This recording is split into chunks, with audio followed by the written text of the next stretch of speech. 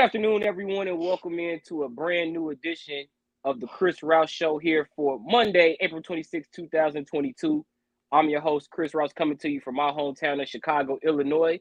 And here on this edition, it's the 2022 NBA playoff check-in, and I brought my good friend at Joe Stuff 710, Joseph Gregory, Joe with Joe Morning Show, student of the game. What's good, Joe? Thank you.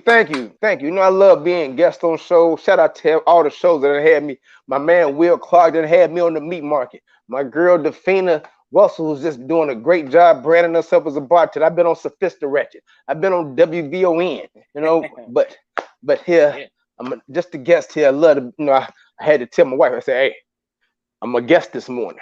Just calm down. I'm going to be a guest. But she out doing, No, she's out doing some things. She out. Time up. Yeah, he asked me to be a guest, baby. I'm a guest. He wants some expertise. He want an opinion. So I'm here. Yeah, and that's exactly why I got you here, man. I wanted an opinion, want some expertise on what's going on in these 2022 NBA playoffs. Let me get your thoughts, man. What's a common theme? Topical icebreaker. What's a common theme you've noticed so far in these 2022 NBA playoffs, one weekend? Injuries. Now you don't know who they're gonna affect. Yeah. You got Kyle Lowry right now with the hamstring, and I don't think it's going to affect that series too much as they take on the Hawks. But we don't know if that's going to affect him next weekend when they get into their next series. We got Joel Embiid right now playing through that torn thumb ligament or what's ever going on with his right hand. They say it can't get any worse. And then we got the Devin Booker injury with his hamstring. We see how that's affecting that series. Got Chris Middleton. We know he's going to be out for. Don't look like it's going to affect their series against World Eagles. But you see how that affects them moving forward. So, like I always say, man, injuries don't have an offseason, and that goes for the playoffs too, man. Like I said, you step on somebody's foot in game 3, might not matter in game 53, but you get in game 3 of a tight series, that could turn everything. So, man, just injuries. I like how you tried to do the 1990s reverse edit of the Bulls. How you just the rules, Just rewind it out. Rewind it out instead of cut it out. Shout out to my good guy Stubb. I love talking with Stubb about the Bulls and anything sports related. Stubb giving me topics and material sometimes. And once I told him about the Middleton injury, said Middleton was going to be out 2 to 4 weeks with the MCL. You know what he texted me back? Blood in the water. He texted me back, blood in the water, but he didn't tell me who blood. He didn't tell me if it was going to be deer blood or bull blood in the water. And I think so far we already know what kind of blood is in that water so far. So, wow. I was actually going to start. The reason why I had you do the topical icebreaker because I figured you was going to say injuries, and I was going to start with Phoenix and New Orleans. But you since still talking can. Bulls, since you started with Bulls, Bucks, let's go and get the misery out the way. So you want to start low and then work our way up. Yeah, let's work our way up, man. Let's go and get our Chicago misery. Let's get the Chicago misery out the way. Bulls down 3-1 at the hands of the Bucks. Game 5 on Wednesday. Giannis Antetokounmpo. It was the battle. It was the GAs yesterday. Giannis Antetokounmpo and Grayson Allen, and they took the Bulls to school in Game 4, and now the Bucks up 3-1. Are the Bulls coming back for a 6th game? I'm gonna say no. I say no. Yeah, I say Bucks and 5. I just don't want to, just don't really want to admit it right now. I thought they can get 1. They've got the 1. And then they came home and got their ass smoked by 54 points in 2 games. The only thing I can say about it is yesterday, it wasn't as bad as Friday. And that's not, you lose by 30, and then you lose the next one by 24 at the crib. and that means Milwaukee missed 2 more threes than they missed in the other game. Yeah, so at this point, like I told you, man, yesterday I was going through a little rain delay at UIC. So before we was able to get the game on the TV, I was following the game on my phone, and I saw in the early second quarter, I saw the Bucks was up by 1. And then they hit back-to-back threes. I think it was Connaughton and Grayson Allen, or Connaughton and somebody. And after that, it just got away. It was over. The next thing I looked up, they was up by 15, and it was almost halftime. And it was just like, yeah. And so what's the big? We know it's the interior. So how do we look at this Bulls team? We pretty much know it's over here. So are we worried more about Zach LaVine, or are we worried more about getting interior help for the upcoming offseason? See, that's a very telling question. See, Zach LaVine, he doesn't weigh that much, but Zach LaVine is like really the elephant in the room once the season stops. Ryder Reflex in the chat saying he must have dropped it to the wrong show. He seen me, but that is definitely not you. I don't think he's seen you without. This is me. This is me, Rob. This is me. This is me. I'm going through a lot in life right now. God has stripped me of my beard and my mustache. I don't know what happened to it. But yes, this is me. I've been getting a lot of, like I told my wife, I did not know this look was gonna be getting me so much flack in my life during this week. You know what I'm saying? I had one of my guys pull up on me while I was in a Dunkin' drive-thru, like, man, is that Joseph Gregory? Is that really you? You know, straight up, man. So where it's going down. Yes. But back to the Bulls. Zach LaVine is really like the elephant in the room. Me and one of the guys was talking yesterday, like, man, you can't sign his ass back. Don't sign his ass back. But he still has value. So what do? Do you sign and trade? Is it the knee that's really bothering Zach LaVine? Does he need some type of offseason surgery and rehab? Because we know in the first part of the season, preseason, like the first month or two, this was a run and gun Bull team, and Zach LaVine was a major part of that, using his athleticism to drive by people and get to the rim, drive by people and put pressure on the defense and make the correct pass. And now, as we've gone further into the season, and especially in this series, you want to look all the way back to the first game of this series. Sort of like settled threes. You don't want to see the settling type threes that he's been sort of settling for. So I don't know if it's something up with the knee. Yesterday's game, they were up. I mean, after the first quarter, Zach LaVine was 5 of 8.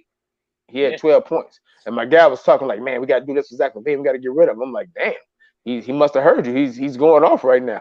And then after that, it was just like nothing. We've done. You know, here's what bothered me for the Bulls in the game yesterday.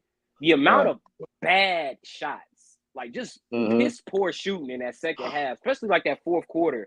It was a stretch where they had like 5 straight trips where it was all missed threes. I know like Patrick Williams missed from the corner like twice. He even airballed once. Kobe missed a few threes. The Io missed some threes. DeRozan was missing. For the Bulls, they need more consistency shooting the ball if they're going to have a chance in this series against Milwaukee. But I mean, at this point, I think it's over. I picked the Bucks in 5. I think the Bucks will win it on Wednesday.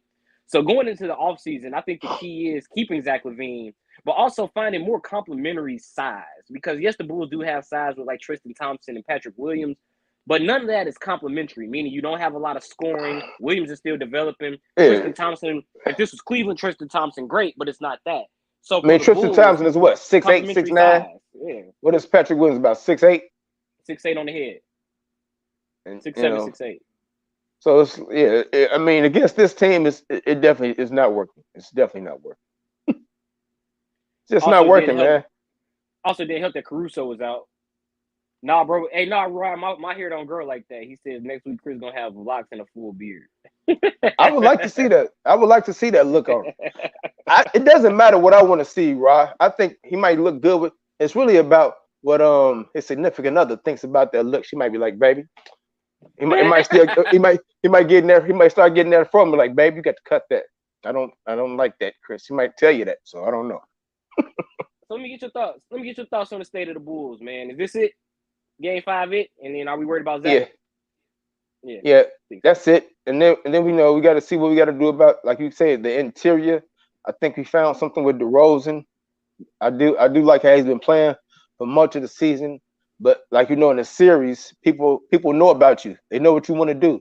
They know you want to get to about 15, 20 feet and operate from right there. You see, he was 0 for 5 from 3-point range yesterday. They want him to shoot threes because he's not a good 3-point shooter, but they're really trying to take away his mid-range game.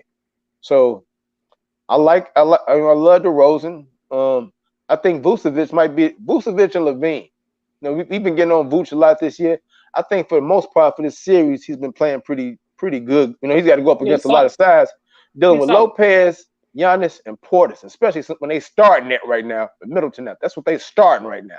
They starting 3-6-11 people on the front line, which is almost unheard of in the NBA right now, unless they're talking about Cleveland.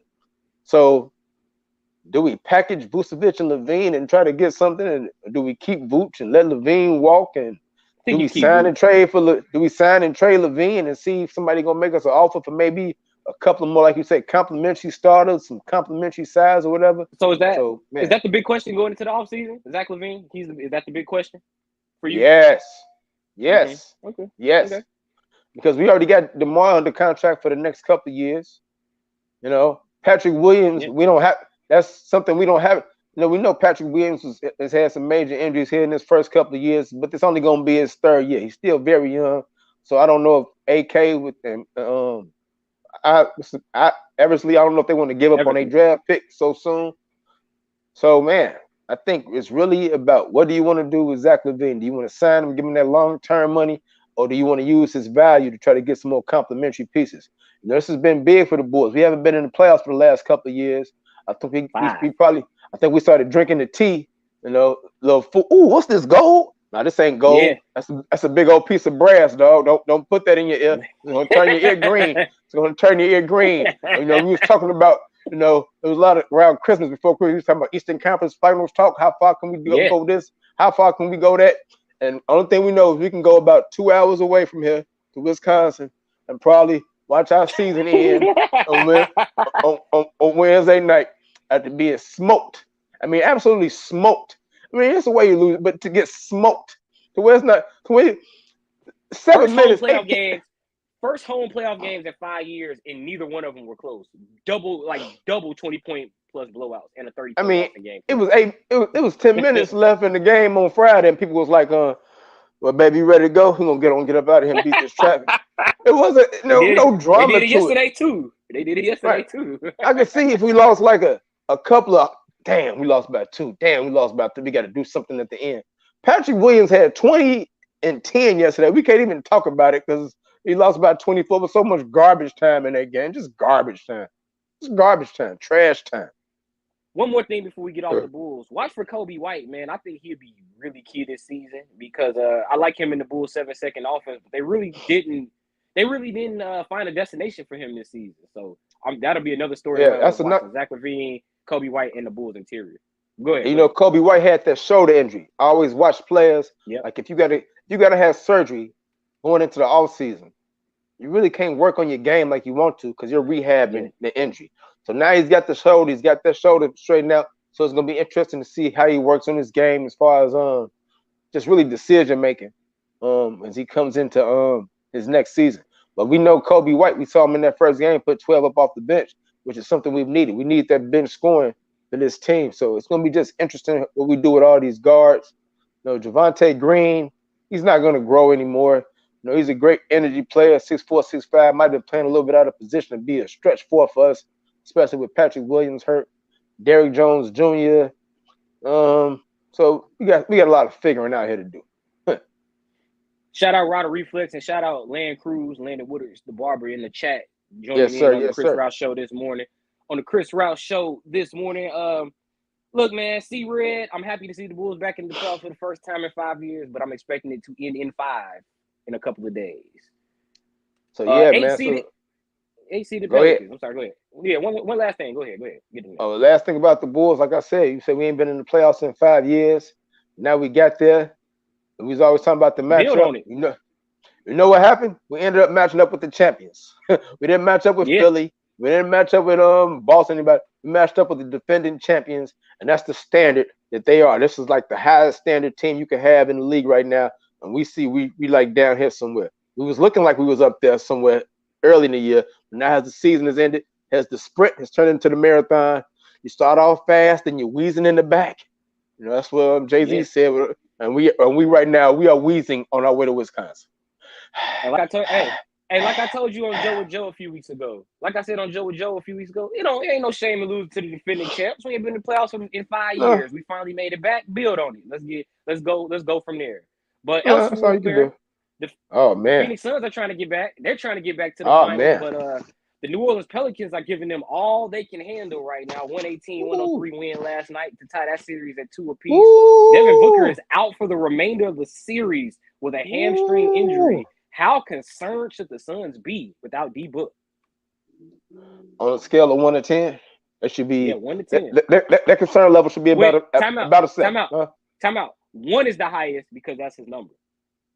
Okay, 1 is the highest, but it should be at about it should be at a 3, a 3 or 4. It's getting the Pelicans are. Here's the first thing: Brandon Ingram is becoming a bona fide star in this league. This is when you make your name here in the playoffs.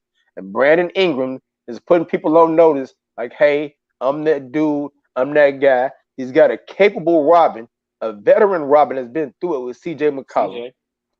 And then they've got size in there with Valanciunas. And then these rookie pieces, Herbert Jones, they don't know no better. Beast. Alvarado, Beast. They don't know no better. They don't know no better. They just get in there and play their role. You see Alvarado going there forcing 8-second violations against the great point guard Chris Paul, getting geeked up. You got Herbert Jones is in the passing lanes. They try to shoot threes. He's coming from over the other side, blocking it into the first row. Blocking shots, man. And then you got another vet, like I say, Valanciunas is a veteran guy inside. He's not going to be shying away from this. He's been through this with Toronto and stuff. You know, he's not going to be shying away from DeAndre Ayton because he had a bad game. Put up 26 and 15 last night. Most points he ever had in a playoff game. Hey, the Pelicans are become very dangerous. Look, they had to fight their way to get into the play-in game. They were down by 18 against the Clippers. They won game 2 after the Booker injury. They won game 2. They had a tough loss in game 3. But they bounced back. I mean, Willie Green, Monty Williams coaching together, staff together, might have a little familiarity. Hey, Phoenix better be on their best behavior in that next game in game 5 in the desert because the Pelicans aren't scared. You know why they're not scared? Because they already won that in this series. Yeah. They've already won that. So, I mean, wow. Coming into the series, man. Now, coming into the series, I thought Phoenix, whoever it was going to be, Clippers or Pelicans, I thought they would sweep them. I didn't think New Orleans was going to win game 2, let alone have it tied going to Phoenix for a pivotal 5th game. And you mentioned Brandon Ingram. This is where superstars are made. Speak on Brandon Ingram's playoff performance, 37 in game 2. Man, 37 in game 2. They had 30 last night. In that big win, man.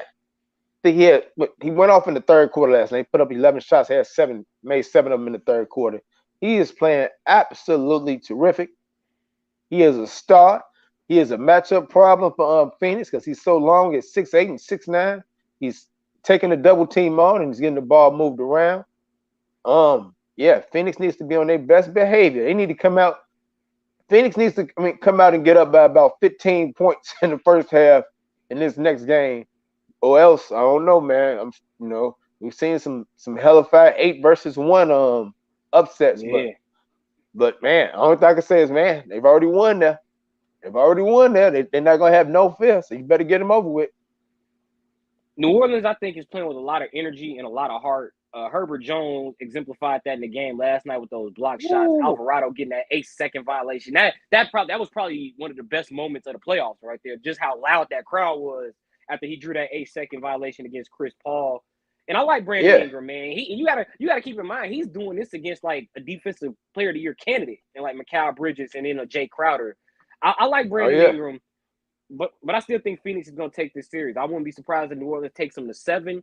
But for Phoenix, they have to settle down, get back to their half-court basketball. I thought last year the difference with Chris Paul out was they still had Booker. Now with Booker out, you have Chris Paul, so you have the point guard to settle you down, create half-court shots for other guys. With Booker out, you lose an instant score. With Chris Paul, you have the facilitator to feed off everybody else. So for Phoenix, I expect them to get more into their half-court with Paul and Ayton and work more around their shooters on the perimeter.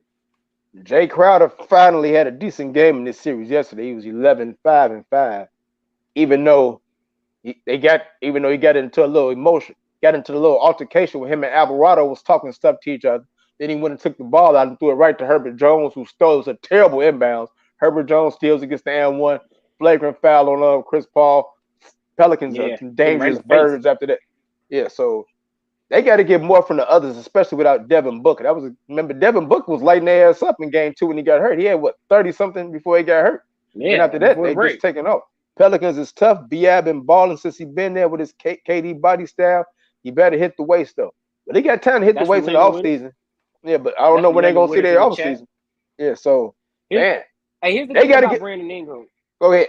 I'm sorry. No, I was going to say about Brandon Ingram, I think we're seeing a natural progression because he went from all-star and, now he's starting to make that superstar leap. He was an all-star a few years ago. Then last year he made another step. Now this year he's starting to take that superstar leap here in the playoffs. What was your thoughts on that Pelicans Suns series? I'm thinking about Phoenix. They got to get tomorrow. They're going to be at home. I always say role players play better at home. So, I mean, Jay Crowder going to have to hit some big threes. Cameron Johnson, he's been all right. I think he had 13 last night. Mikal Bridges had 8. Kind of quiet. I mean, JaVale McGee was really the linchpin. He had 14 off the bench with 7 to 7. He played terrific. But they're going to have to get more from these others, man. When the hell he get that midi? Chris Paul was off last night. Chris Paul was off. He was shooting. He was off. He only had 4 points. 7 to 7, 14. He had jump shots. Yeah, he was working in the post when he came in. He was catching lobs from Shaman. He was catching lobs from Chris Paul. Man, he was doing his thing.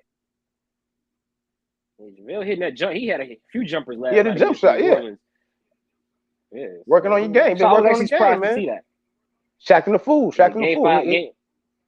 Hey, ain't Shaqtin' no more, dog. He ain't Shaqtin' no more. He acting like he won a ring. So, man, shout out to JaVale McGee. But, man, I mean, they got to get more from the role players. I don't think Chris Paul is going to be off yesterday. He was off. He was missing threes. He was missing his mid-range. They try to get it. And now also they got Herbert Jones. They've made that. This is your primary focus. Be 6'7", be 6'8". Yep. Chris Paul ain't growing and bother him and bother him with reckless abandon. And that's what he's been doing right now. I like Willie Green making that playoff adjustment, putting the bigger Herb Jones on Chris Paul. Reminds me of that LeBron D. Rose matchup like some 10, 11 years ago when the Bulls met the Heat. Later tonight, the Eastern Conference playoffs continues. I mean, this has been a big damn story all weekend. Nets Celtics game 4 tonight. All right, Joe, I'm just asking you, all right, man. Will the Celtics sweep the Nets tonight? I can't see. Look, you want to say yeah. I mean, I didn't think they was gonna be up. I didn't think they were gonna be up 3-0. But damn, I mean, I heard know how disrespectful Facebook is yesterday. I saw something on Facebook that said they didn't turn Kevin Durant into Ben Simmons on the offensive end. I say, damn, this is tough. But then you think that I look like 16 points, 8 rebounds, 8 assists. If Patrick Williams had a game like that, you'd be like, okay, that's great. But this is Kevin Durant. This is Kevin Durant played over 45 minutes and he only had 11 shot attempts. They're not even letting him shoot. That's tough. They're not even letting him shoot. That's the best, in my opinion, Joe. That's the best scorer in the NBA, and he had 11 shots against the Boston Celtics, a team I thought was going to lose. And I feel crazy for saying they was going to lose this series in 6 because, damn, they might pull the brooms out. But I don't think they will. But they have absolutely been the hot team coming in this playoffs, and they have locked down Kevin Durant in this series. After Kyrie had a great game 1. Yeah, and we also know about Kyrie and this Ramadan thing, and him fasting all during the daylight hours and not being able to eat till at nighttime. So that's another thing that we also got to factor in. I mean, I don't look at it as an excuse. If you bust their ass for 39 in the first game and now your play just going down. So I think we saw in game 1, we saw Kyrie getting some space, getting a lot of isolation and dancing with people. And now I think the Celtics is just really doing a good job of making those stars, particularly Kevin Durant, play in a crowd. You know, you don't want to give you don't want to give them too much time to try to deal with me outside, but they are really doing a great job of making them play in the crowd. And you see Kevin Durant, I memean, he had 4 of 15 in game 2. Struggling. He had 20. Think about this. He had 24 shot attempts in game 1. The last 2, he only had 26. For this series, he's made 19 field goals, I believe, and he has 17 turnovers. They are getting into him. They're being physical. I mean, Jaylen Brown, Jason Tatum, Grant Williams, and they never let him play one-on-one. If he turns his back, somebody's coming. Whenever they're not letting him play a one-on-one to get in no type of rhythm. Whether it's Horford and Tice having to move their feet out there, knowing they're going to get help from a Smart or a Brown, or whether it's Smart or Brown starting off with him or Tatum, somebody knowing they're going to get help from Tice or Horford. So, man, think about it. I mean, if Robert Williams was in this game, he spooked. I don't know. Landon, I've never seen Kevin. Yeah. Hey, Landon earlier said, the Celtics will sweep the Nets, and now he's saying Kevin Durant spooked. Now he ain't feeling the Nets. Not feeling the Nets at all. Here's the scariest. The scariest thing about saying it's gonna be a sweep or saying it's over. You know why? You know why we really can't say that? Because we know about Kevin Durant. We know Kyrie Irving. We know. We know they both could bust your ass for 40 tonight and make everybody think different about the series. They are capable of winning a game in Boston. I don't know if they're capable of winning 4 more in a row now because Ime Udoka, though, they're going to be talking about Steve Nash. They're gonna be, remember they said they ain't need no coach. They're going to be talking about Steve Nash. Why you can't get Kevin Durant open? Why Bruce Brown get more shots than Kevin Durant? They're going to be asking these questions in a minute. So, man. So, only thing I can say is, man, I don't think it's going to be a sweep, though, but. Yeah, I'm with you. I don't think it'll be a sweep, but I like what you said about KD and Kyrie because honestly, at the end of game 1, I was totally looking at this series different than I'm looking at it now because after game 1, I was like, damn, it's gonna be a hell of a it's gonna be a hell of a series. He only beat the Nets by 1, and KD played bad, and now here we are like 3 games later, and I'm like, damn, Boston might sweep them. I mean, we look at a veteran Brooklyn team. What was they about 15 to 17 in game 2? Then they blow that. And now, man, on the road with everybody, like, where Brooklyn at? Where Brooklyn at? You let Boston come in there and get you again? I don't know. 2 players can't beat 6 tough players. I agree with you, Landon. I agree with you. Saying 2 players can't beat 6 tough players. I agree with that, especially when Jason Tatum is putting up 39, and especially when one of them is the defensive player of the year. And then Robert Williams didn't even play the first 2 games. So Boston was able to get back to pretty much full strength without giving up a single game, and now here they are looking for the sweep. Look, I'm picking Brooklyn to win tonight, but I honestly think this could be it. I think this is it for Brooklyn as we know them. We talked about the Lakers, man. The Nets have a lot of questions in their impending offseason with injuries with Joe Harris, Kyrie Irving. Is he coming back on option? Ben Simmons, are you ever going to suit up after he's ruled out for tonight? So give your thoughts on the Brooklyn Nets. We talked about the Bulls. What about the Nets possibly going into the offseason? Yeah, Joe Harris got hurt. Joe Harris doesn't have a low injury history. He's one of their snipers, one of their shooters. He's a floor spacer, especially talk about playing with KD and Kyrie. So I just figure he'll be back off his surgery and they're gonna have to keep him because they need to shoot. Kyrie in the option, we never know what Kyrie gonna do. Do we know what Kyrie's thinking? We never know what Kyrie is thinking. That could be a possible elephant in the room for them. Go ahead, got your timeout. What's up about Kyrie? Landon in the chat, right on time. Hey there.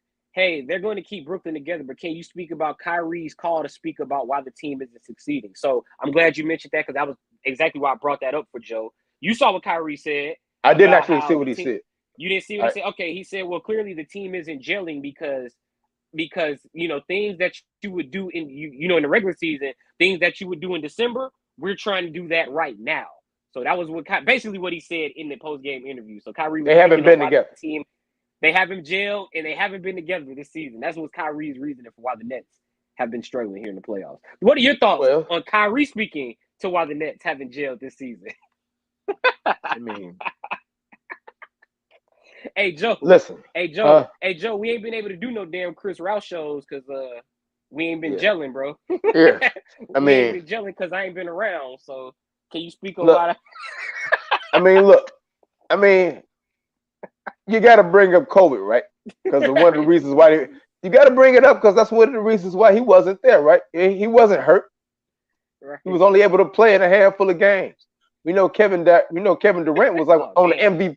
Kevin Durant was on an MVP pace before he had the knee injury. He was out for 6 weeks or so. That's when the Nets really started to slide when they ain't have KD or Kyrie. The nerve of him. The nerve. But just think about this.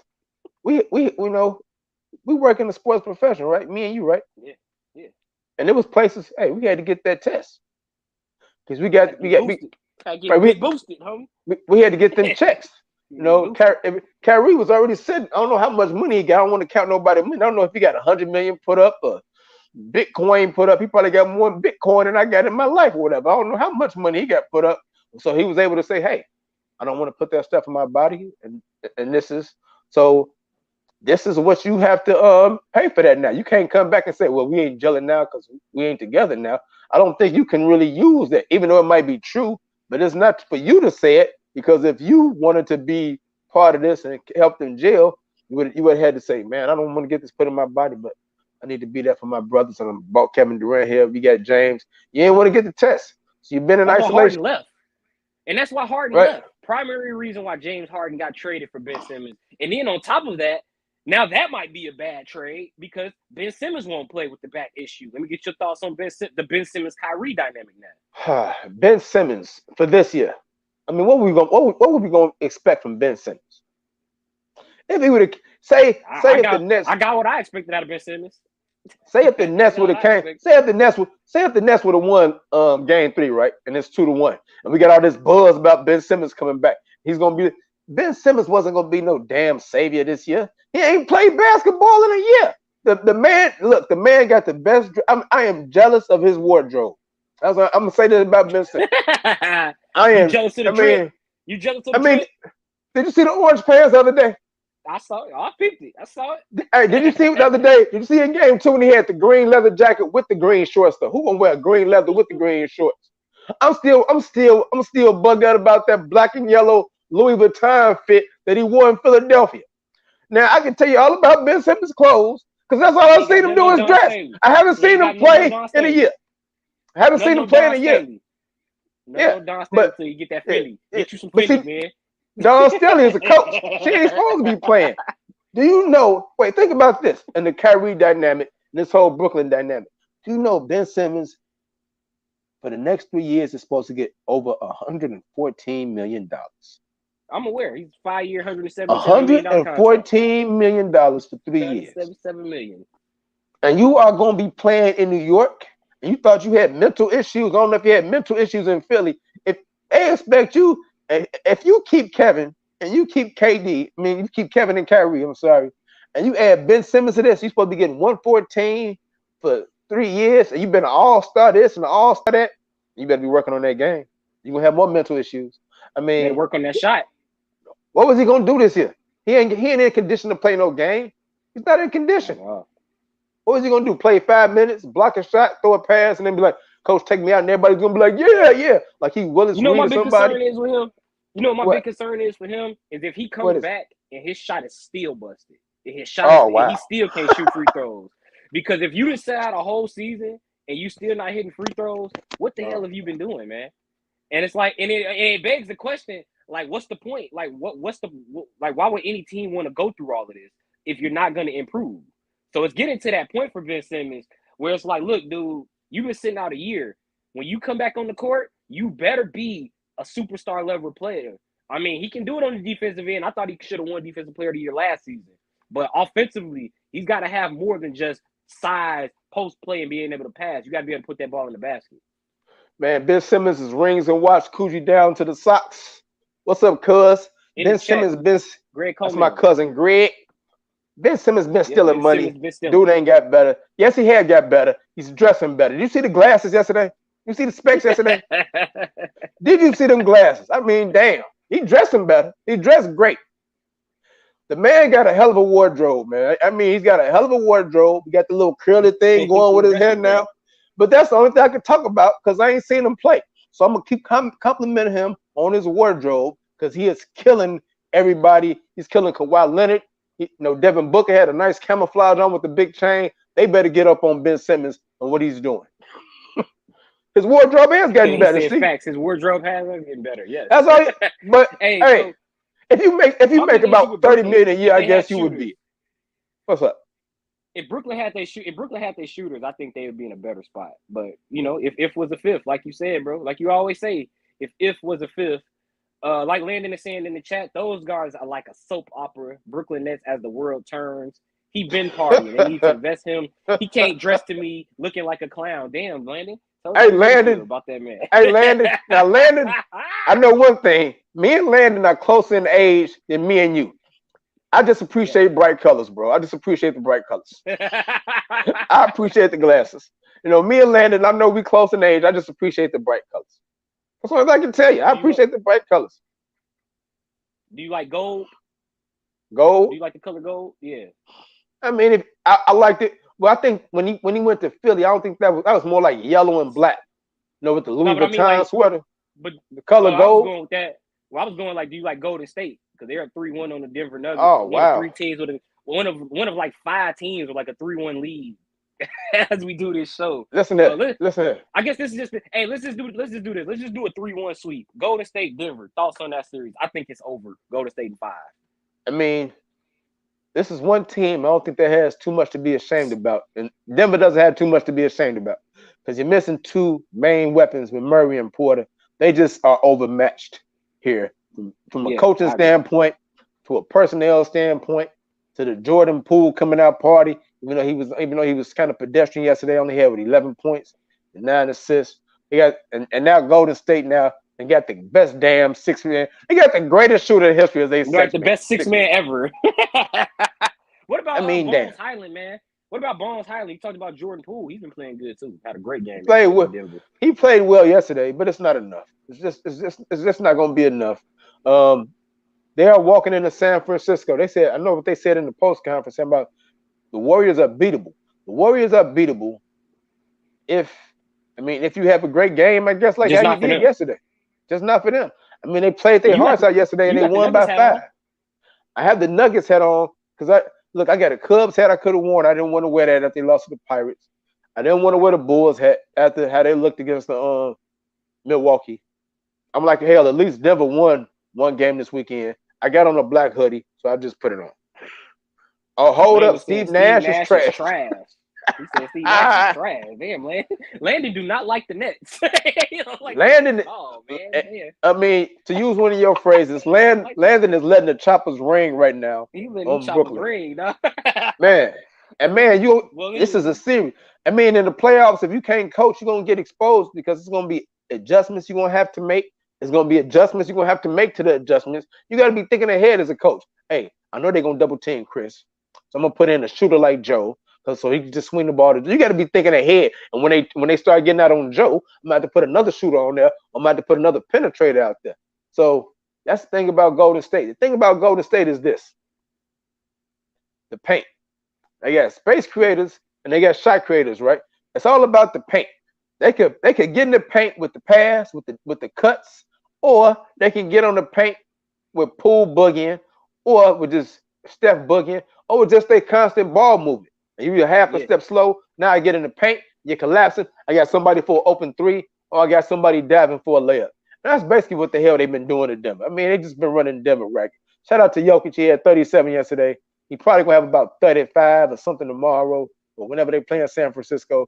But they're just overmatched. Highland. Monte Morris had 24 yesterday. That's probably one of the reasons why they won the game. I feel like he do this every year. Monte Morris do this every year in the playoffs. Had one game. Monte Morris where he had 25, 30. Like last year against Portland, he had a game where he had 30 or something like that against Damian. The game where Dame had 12 threes or whatever. Monte Morris had 25 or 30 last year. He'll have between 8 and 12 on the next. He'll have about 8 and 12. He'll have between 8 and 12. You know what I think? Here's what I think about Denver. I think we've seen the best of Denver already that year when they were the 2 seed and they lost to Portland in the second round. And then also in the bubble, I think those were the 2 best versions of Denver. I mean, Michael Porter Jr. is always hurt. Jamal Murray has been hurt since. So we haven't really seen Denver as we should. And I think that's it. They're losing 5 too much. Like you said, they're just overmatched. Just overmatched. Nothing to be ashamed of. I mean, you're messing with a motivated Warriors squad. It's probably going to be over this week. Right, especially in their time of the year. And also, I'm happy for Klay Thompson, man. He looked happy to be back out on the court. Yeah, Philadelphia, Toronto. Philly sending Toronto's going back north, but is Philly going with them? No. This is probably over with tonight. I think they put their foot on the gas, put the foot on the neck. But hey, Doc Rivers, don't let this get to 3-2 now. No, don't turn into Shock Rivers, Doc. Shock Rivers. Just keep it at 3-1 and get this over with tonight. You do not want Toronto going. You do not want to go back home with Toronto. You don't want that. You don't want that, especially with this Joel Embiid hand injury and this thumb injury. He's gonna need time to rest that thing because Miami is looking like they're trying to get rid of Atlanta quick, fast, in a hurry when they get back to South Beach. So the Sixers need this win tonight in the worst way. I mean, just keep throwing the ball to Embiid and playing through him. Nobody's big enough to deal with Embiid really in the league, but especially on the Toronto with that front line of Siakam, Anunoby, Boucher, Achua. Nobody's big enough. Nobody's big enough. Nobody is big enough. Nobody is big enough. I like the way Toronto has played the last couple of games, but Joel Embiid in game 3 that was an MVP performance. Like my man was hitting 25-foot fadeaway 3-pointers with a hand in his face. Yeah, that was. And it's like, damn, dude. That 3-pointer, like, that 3-pointer to win that game, that was just cold blood. When you got the 7'2" guy, you think he gonna take you in the post and barbecue chicken you? He hitting a step back 26-footer to win the damn game. I mean, that's just that's tough. Falling in the front row, hitting fall away threes. Like, just doesn't seem fair. Just doesn't seem fair. Is that your MVP? Is that still your MVP? Because he's mine now. Yeah, he's mine now. He's my MVP. Like I was asking you last week, in like the first couple of games, we watched Poole doing this thing in the first 2 games. We was watching Tyrese Maxey also putting his foot on the gas, letting people that notice, like, hey, I'm gonna be one of them dudes too. So that combination now with Maxey, Harden can just fit in and do his thing and be a distributor. He's got a torn ligament in his finger. Yeah, he does. He does. Man, he's still Landon. Did you hear what I said at the beginning of the show about injuries, Landon? I said injuries is a common theme in this playoffs. Injuries never have an offseason. Hey, MVP, sometimes they got to play through this thing. So right now you're seeing Joel Embiid playing through it. Doc Rivers says it can't get any worse with him playing. So, but I think he probably would be helpful with a little rest if they get this over with tonight. Because they get this over with tonight, that series probably ain't going to start till at least the weekend maybe. So 4 or 5 days, you can get with nobody smacking down on that thumb and aggravating it. So that would be very helpful for the Sixers. It would behoove the Sixers to end this series tonight, but I think this is going 6 because that's what I picked originally. I love the way Toronto was played the last 2 games. So I'm going to give them one. I give them one at Philly. Philly ended in 6. But regardless, 6 is going on to the next round. Philly wins tonight. I'm sorry, Toronto wins tonight to extend it, but Philly's taking it in 6. If Toronto wins tonight, I start looking at Doc. I said, don't be shocked. Don't be shocked. Do not go to a game 7. Right. If you was up 3-0, doesn't win do not go to game 7. That's all I got to say. This is why Philly wants to get it over with. And that's why Philly wants to get it done tonight, because Miami is also up 3-1 in the other series, the 1-8 matchup. I mean, I expected Miami to win this in 5 because division rival. Miami's doing exactly what I thought they would. So let me get your thoughts on it.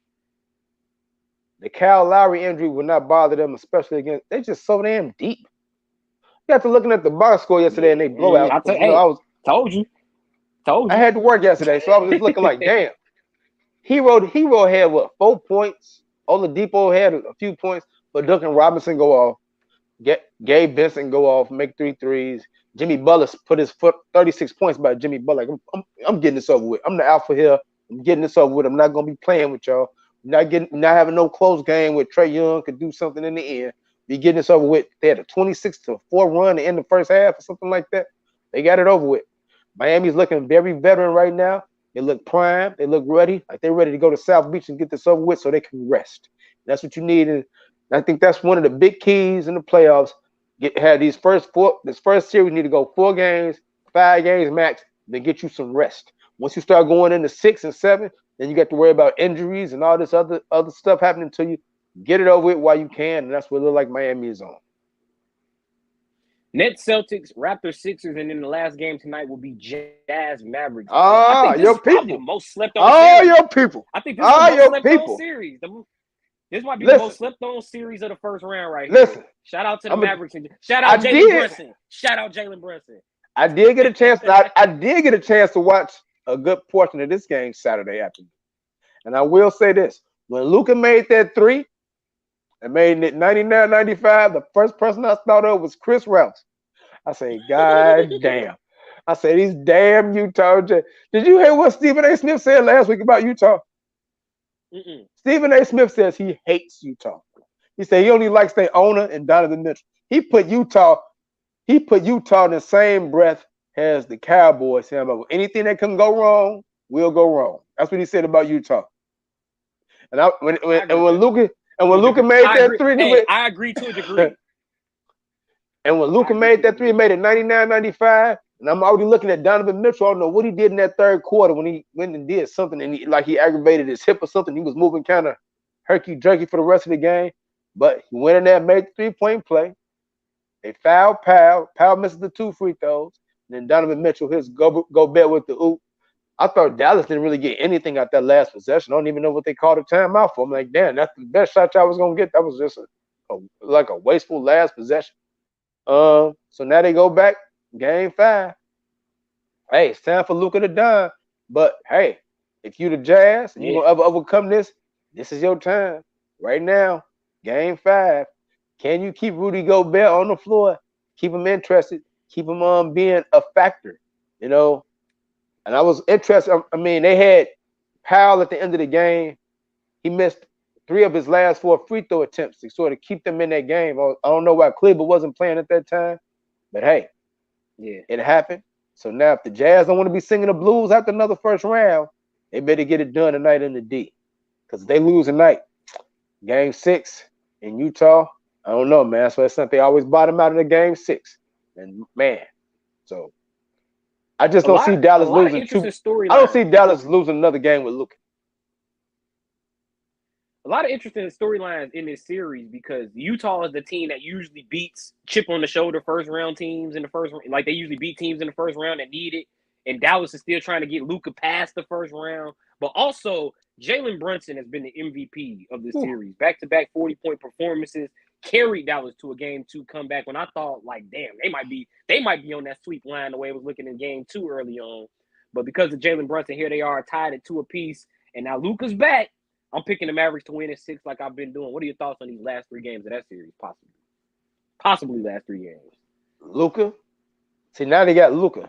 When Luka wasn't playing, I think Dallas might have underestimated them. Might have been a little bit more hard to figure out because the shots are going to be spread out. But now with Luka back, okay, they're going to try to take away Luka.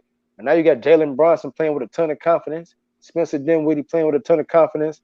2 of the unknown complimentary 3-and-D guys on the perimeter, Dorian Finney-Smith and Reggie Bullock, who's been making some like clean clutch corner threes. Bullock been playing a lot of Dion Mitchell in the series. And now, without Porzingis, I'm gonna say this: the 4-5 rotation with Kleber, Powell, and Davis Bertans just seems like it's a little bit more compatible to Luka's liking, as far as being able to hit those corner threes and just a 3-point shot, more space inside. I think Dallas is going to win tonight, and I think they're going to get it over with in 6. Just how I feel. Donovan Mitchell, you got enough talent to prove me wrong. You got to put him on your back to prove me wrong, but it just looks like Dallas 4-2. If Utah is to win this series, Donovan Mitchell has to continue to play like he did in game 1 where he lit up Reggie Bullock and a lot of the players in that Dallas defense. But also they need more out of Gobert and keep playing through Bogdanovich in the post. Dallas had a hard time guarding him in the paint in game 1. He had like 26 in game 1. So watch out for Utah moving forward. But see, now I don't know what's going to happen with Bogdanovich now because he's been having he was like the prime defender against Luka in game 4. Yeah. So does he get in foul trouble? Is that taken away from his energy on the offensive end? I want to see that part with that series. I'm still going with Mavs in 6, but a pivotal 5th game in that series coming up later tonight. And then our last game we'll get into before we get into our salutes. This has been my favorite series of the first round. Memphis, Minnesota. I mean, this series is giving you everything you could want. I mean, storylines. You got young talent, great plays, protests, controversy, everything you want in this Minnesota-Memphis series. Let me get your thoughts on the Memphis-Minnesota first round. I don't think I'm starting to feel like I don't think another road team is going to win another game in this series. This series is starting to feel like it's trending towards 7. Yeah. I can see Memphis winning game 5. If Memphis is really taking that step that we think they took, Memphis will get this over with in 6. But I don't know. Something about the youngness, something about the greenness, a little green. You know, I don't know. I mean, John Morant, he's been looking a little pedestrian. He did have 15 assists in game 4, but he's looking a little pedestrian as far as his points in the paint thing. Now, he started off that first game when they lost 131-17 with 32 points. Got to the line 20 times. Now it's like when he come in there, everybody hands straight up, not getting calls. Seeing Ja Morant laying over there by the cameraman in the camera boxes or whatever with cameraman, and he looking like for a foul, and they ain't giving it to him. So, I'm starting to feel like this is gonna be Memphis in 7. Karl Anthony Towns is he's like a roller coaster ride, right? Yes, he is. Yes, he is. I mean, but you know what? Oh, yeah. Remember when they played Houston in the playoffs? We saw that then too. Like, remember he had like 8 points in game 1 and he followed up with like 4 in game 2. So, like, he does this. We've seen this out of him before. I mean, but when do you grow up and take that step, Carl? You got to grow up sometime. I mean, these are the playoffs, damn it. You got to grow up. You got to start putting people on notice. I thought he was going to do it in game 1 when he had the big game in game 1 against Yeah, when he had 29-13. Yep. Yeah, we thought that was going to be the step, but we don't know if he's going to be ready to take that step. Game 5 on the road, it is going to be loud as hell in Memphis. What's more likely? What's more likely in game 5? Memphis shoot more free throws than the T-Wolves, or we get a T-Wolves protester in Memphis? T-Wolves protester. Yeah, because all right. So the context to that question is so far in the playoffs, Minnesota has won 3 games, play in, and then 2 in this series. In all 3 of those wins, fouls have been a key part of the storyline. Foul fest against the Clippers. Game 1, Jaren Jr. was in foul trouble, like I just mentioned. Taylor Jenkins been in the media like the last 2 days because he was pissed at the officiating in game 4. So he definitely was. So usually it's a safe bet. For history, whenever a coach makes a soliloquy about the refereeing in the playoffs, but it always changes. Protests. Mm-hmm. We've seen 3. The protest is something. We've also seen 3 protests so far this playoff. I mean, if you're a player, like you seen Torian Prince saying and John Morant making reacting to this lady, you almost expect it now. You're just waiting on her. Like, okay, where's so and so? I know she dressed up. She might come out mopping the floor when somebody fall and then just take off something. You know, you're just waiting for it now. Just waiting for it now. It typically does. Yeah. You just definitely got an army of protesters. They got to have a picture. Like, hey, this lady coming here, don't sell her a ticket. This lady come, don't sell her a ticket. She going to Eventbrite, any of them sites for to buy a ticket. Don't sell this lady a ticket. She getting in there anyway. She's getting in there. And she's going to make that protest.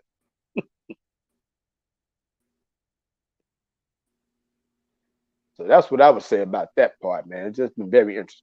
But yeah, the free throw disparity, Taylor Jenkins said something about it. I think you will see Memphis get to the line, and you got to drive. You got to drive also.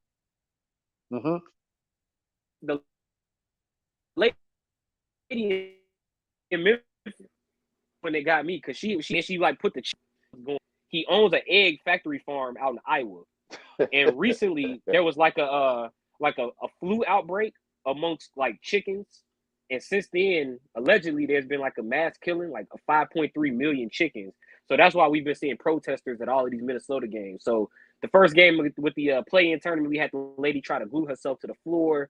In Memphis, we had the lady with the who chained herself to the basket, but also threw flyers on the floor that said Glenn Taylor roasts animals alive. And then in the last game, we had the fan run out, literally sitting behind Glenn Taylor, like bust out onto the court dressed as an official. So just to keep y'all up to date on what's going on, that's why we've been seeing these protests throughout these playoffs. So, it's like a mixture of a soccer game, free throws and protests. Those have been the 2 key things in this story. You know, like when you're watching the Super Bowl, it's always like a streaker that come out like in the middle of the third quarter or something, and the security can't tackle them and they have a hard time. It's like this is every game now in this playoff series now. So I'm expecting it. Got to be ready for it on Tuesday.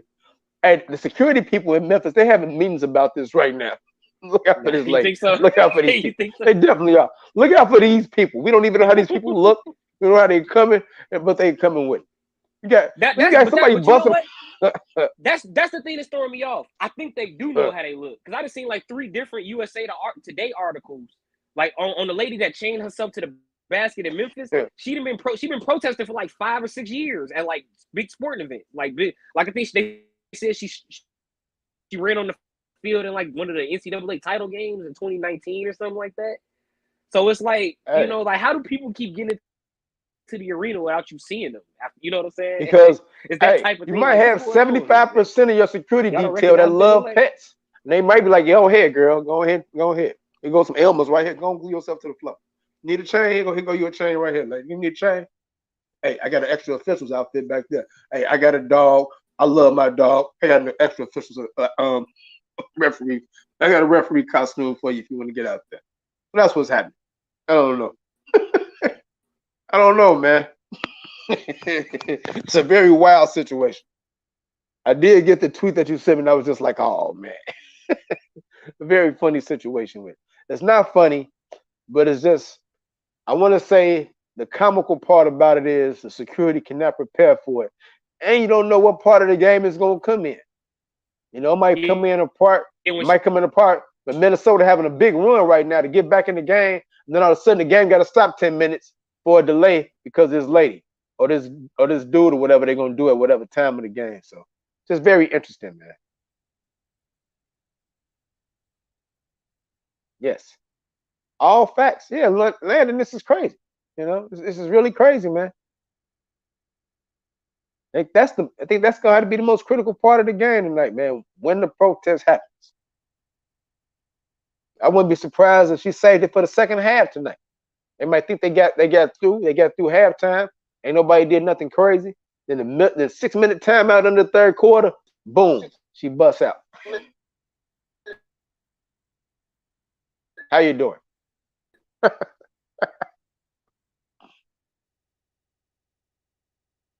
I guess he don't want to tell us how he doing. But yeah, man, I don't know if another road team is gonna win in this series. But if Memphis wins in Game 5 on Tuesday and they handle their business in Game 6, then I think we're looking at a team that is starting to grow up to understand the elements of playoff basketball. You know what I'm saying? I think I get what you're saying. You hear me now? I hear you now. Can you hear me now? Yes. Okay, no, I heard what you were saying about you said you didn't know what was going to happen with the protest, and then you also said you didn't know if another road team would win in this series. But you know what? Minnesota quietly in this series has a lot of experience, like D'Angelo Russell, Karl Anthony Towns, Taurean Prince, guys that have been on playoff teams for other teams, but they have experience. So I'm with you. This series could go 7. I'm still picking Memphis in 6. I stick with my picks until I can't no more. Memphis in 6. Okay. But hey, if it goes 7, I'm all for it, bro. I'll be all for it. In regards to the protests, like I said, wouldn't be surprised if we see another one. Wouldn't be surprised. I know we don't know when it's coming. They don't know when it's coming clearly. But third quarter tonight. Third quarter under 6 minutes. Around. Under the 6-minute timeout tonight in the third quarter or tomorrow night, third quarter. And I think it's gonna happen when one of the teams has a lot of momentum, and that lady's gonna snatch the momentum away with about a 10-minute delay, because they're gonna have to unchain her from a basket or unglue her ass from the floor, or she might put chicken feathers all on the floor for the protest or whatever she's gonna do. But I think that's what's gonna happen. I mean, I'm just saying, man. You laughing? Hey. You know how drastic that is to glue yourself to a floor. You know how drastic that is to chain yourself to a basket in the middle of a playoff game. You know everybody gonna see this. Yeah. Imagine if I protest animal rights and I do something and I chain myself to a UIC cameraman just chained himself to the back gate during a Wednesday softball game against Northern Illinois. It's gonna be news. It's gonna be news. Here's how I feel about the protest. Look, I understand certain people feel the way they feel a certain way about certain issues, but I understand he owns Minnesota, but I also just feel like the NBA game ain't really it's not really the place for the protest, especially because Taylor's giving up ownership soon. So it's like I get like they may be trying to raise awareness about it, but he's giving up ownership soon, and a lot of people, they kind of just there to see basketball, man. So honestly, in regards to the protest, it's like, are you really making a dent with your protest? Really, you just getting arrested and kind of wasting money to bail yourself out. It kind of looks like that because Taylor's on his way out, and then Minnesota's one of the bottom markets in the NBA.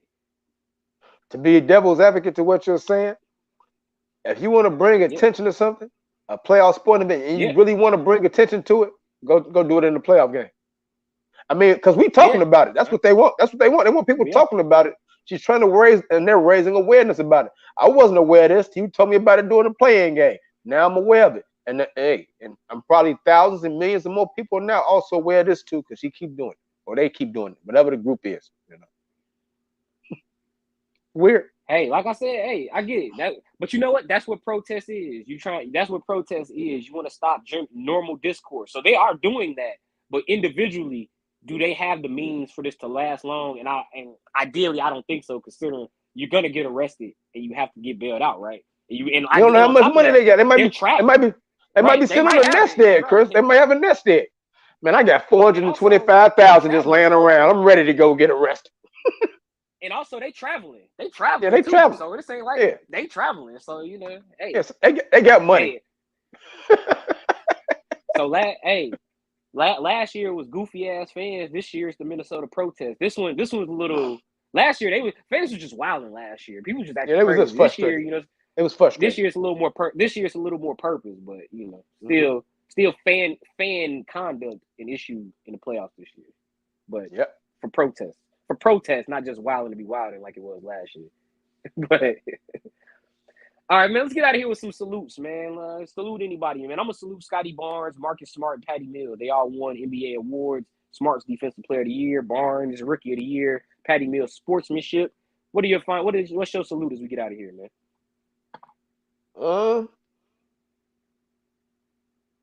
Them. Yeah, man.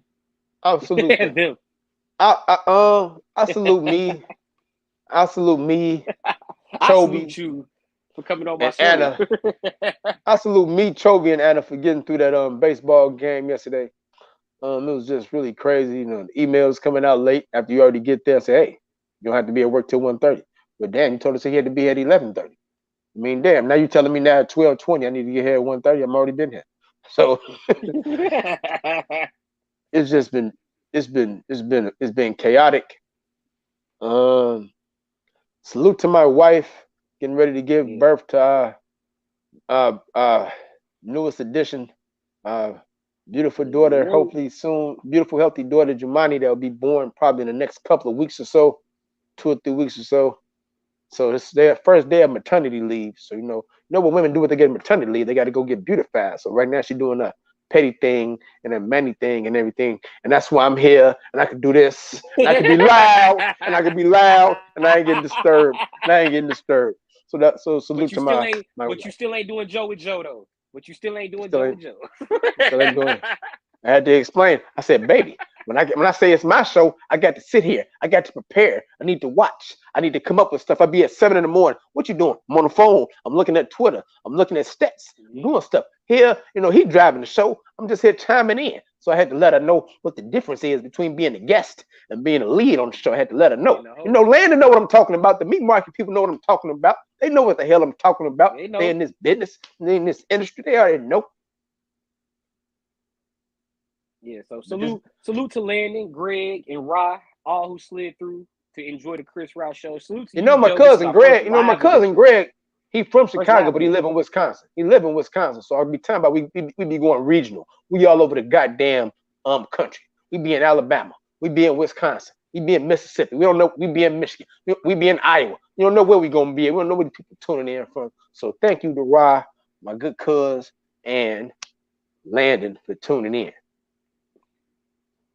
Yeah, tuning in to the Chris Rouse Show. New episode coming later this week. Salute to Joe for joining in with me this week as we wrap this up, man. It's been another edition of the 2022 NBA Playoffs Check-In. I am Chris Rouse. You can follow the show on Twitter at Chris Rouse Show. Also available on Anchor, Apple, Google, Spotify, and YouTube. Final words, Joe, before we get out of here, man. Enjoy these playoff games for the night. And for anybody else who's just their first time seeing this, this is me. This is how I look right now. I don't know what's going to change, but this is me. I've had a lot of people coming up like, damn, I saw this girl at the gas station. I said, hey, how you doing? You know what she told me? Who are you? No, she gave me the N-word a little bit, like, where I know you from? I had to tell her, I'm off Polina. I be hanging out with Twin. And she got to look and she did me like this. That solely is you. Yeah, cut all your... So yeah. I've been getting a lot of that right now. It's going down, but this is me. If you see me in the streets, this is me. If you like that look like Joe, but I don't want to talk to him, talk to me, it's me. All right, and for the incognito Joseph Gregory, I am Chris Rouse. This has been another edition. Joe Incognito. Show, man. The Incognito Joe Show. I was thinking about changing. Gregory, I'm Chris Rouse, man. This is the Chris Rouse Show. Go ahead. I was thinking about coming out with another rap album and changing my name to Joey What's His Face. I was thinking about doing that. I was thinking. That sound like a tape. Does that sound like I got a lot of bars, a lot of lyrical, stuff? Sound like you might stepping rap into Logic. place. I'm on the case. Joey, what's his face? You know what I'm saying? You might rap like Logic. All right. right, for Joseph Gregory, I'm Chris Rouse, man. This has been the 2022 playoffs check-in, man. Thanks for joining in, Joe, man. Y'all have a good one. Peace.